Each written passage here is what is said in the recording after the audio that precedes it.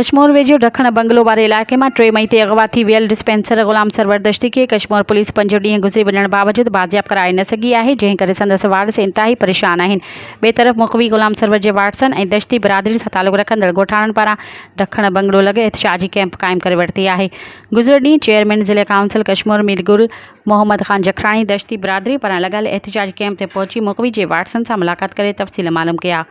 इन मौक़े ते वाटसन सां ॻाल्हाईंदे पीपी ज़िले कश्मीर जे सदर ऐं ज़िले काउंसिल कश्मीर जे चेयरमैन मीरगुल मोहम्मद ख़ान जखराणी चयो त कश्मीर ऐं आसपास अमन अमान जी ख़राब सूरत हाल बाबति अमलदारनि सां राब्ते में आहियूं।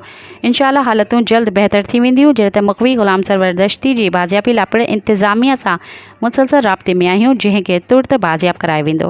मज़ीद ख़बरनि ऐं तफ़सीलात लाइ विज़िट कयो असांजी वेबसाइट www.awamiNewsHD.com ऐं ॾिसंदा रहो अवामी न्यूज़ HD।